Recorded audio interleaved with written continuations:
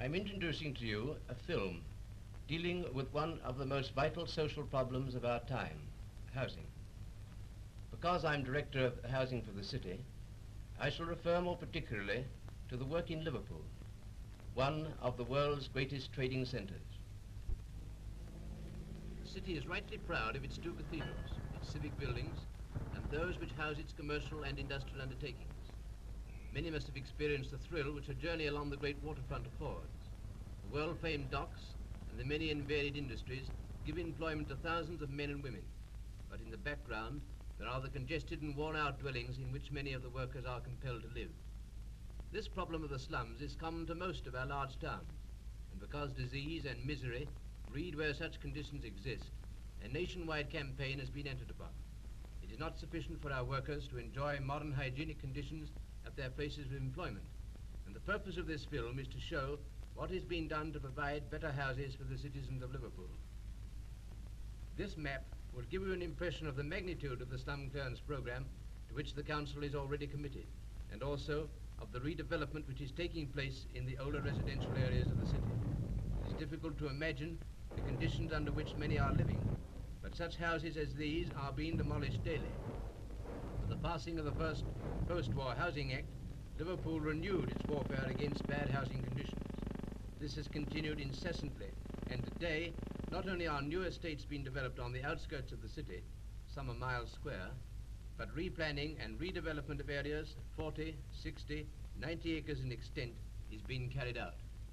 The slums are gradually disappearing, giving way to new development in and around the city. Foundation stone at the entrance to Gerrard Gardens was laid in 1935 by the Right Honourable Sir Kingsley Wood, then Minister of Health, at the inception of the first great redevelopment scheme in this country. The scheme will take 5 years to complete. You will not be surprised to learn that since the war, over £20 million has been expended by the Council on housing. Myrtle Gardens is a scheme of 344 flats, built on the site once occupied by the Botanic Gardens, the rendezvous of Liverpool society for the first 34 years of the last century. The principal courtyard was the site of the Church of the Holy Innocents, which served the Liverpool orphanage. Here there are 2, 3, and 4-bedroom flats, each fully equipped with hot water, baths, and a small kitchen scullery where many important household duties can be performed expeditiously and easily. There is plenty of light everywhere, and the decoration has been carried out in bright colors, a pleasant contrast to the drabness of the insanitary properties from which the present tenants have moved. Each flat is provided with a gas washing boiler and facilities for washing clothes. But at Carroll Gardens, tenants can take their washing to a specially gas-heated drying room and call for it in half an hour, ready for ironing. What a boon on a wet day. Children of all ages are well provided for. At Myrtle Gardens, there are over 4 acres of open space. Many a happy hour is spent in the playground.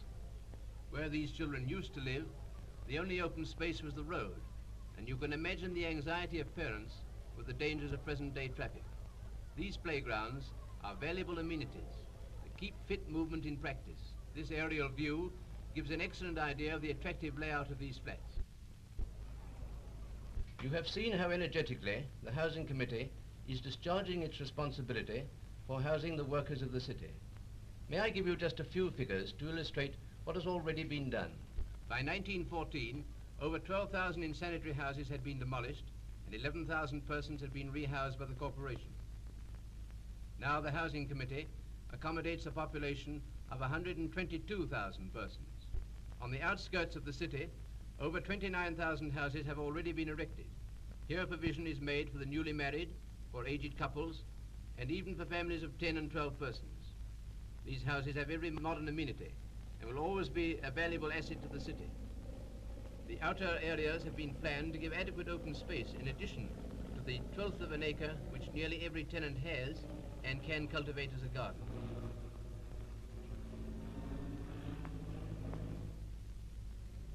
This is Greenway on the Highton Farm Estate, where you see a children's playground and a rest garden for the old people.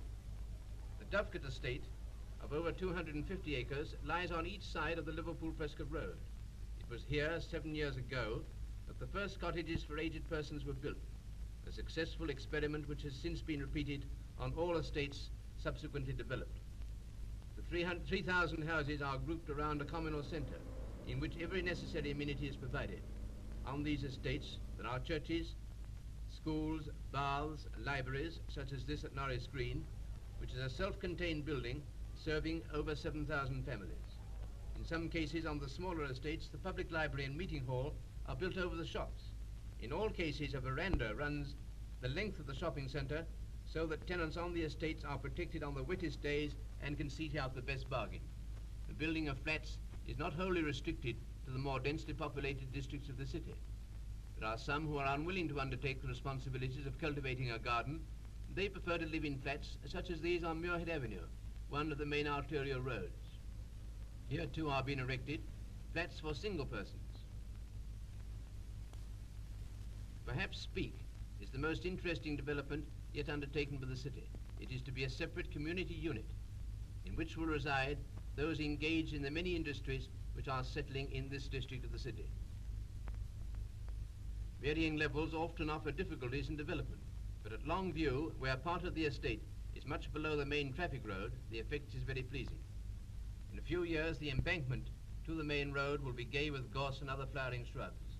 Though this estate is over 6 miles from the pier head, the houses are eagerly sought after and make very attractive homes. I know from personal contact with the tenants who move into the new dwellings how much they appreciate the amenities provided for them, especially when they come from insanitary properties. Hot and cold water laid on, wireless plugs, and a variety of methods for cooking. Mrs. Greaves, who lives in Myrtle Gardens, prefers to cook by gas, but I'll let her tell you all about that. As one who has derived considerable benefit through the work of the Housing Committee, I think I should be entitled to speak about the difference it has made in the life of an ordinary housewife like myself. The difference between slum property and this house and its surroundings you can see for yourself. But a big difference is in the amount of time saved by not having to clean out the house, making it fit for human beings to live in. That's what I had to do in the last house, but here we have everything, which makes life easier. Take this kitchen, for instance. Cooking is quick and easy with a modern gas cooker. I can set it at any speed and leave a meal preparing, knowing it will be perfectly cooked whilst I am carrying on with some other work. Washing and ironing used to be a nightmare, but with gas coppers and irons, it's a pleasure. We always had to rely on the fire before to boil the water to heat the irons, but now it's just the turn of a tap. All these appliances are worked by gas. It's clean, and what's more, it's cheap. Before we came here, we couldn't save a penny. The kids were always ill, the clothes were worn out before their time. Gas cost me £1 a week, and coal 3 and 10 a week. The cost of living is low, and our home is perfect. The struggle to make both ends meet has ceased, and we are all perfectly happy and healthy. You have seen a little of the work already accomplished. It is the Council's intention that the slums shall be cleared and overcrowding be abated as rapidly as possible. But that is not the whole problem of housing. There is the responsibility for those who cannot find accommodation, the newly married, that they may start life aright, the large family, the spinster, whom nobody seems very anxious to accommodate. And then there are the aged citizens who have fulfilled all their obligations to the state and who are entitled to comfort and happiness in the eventide of life.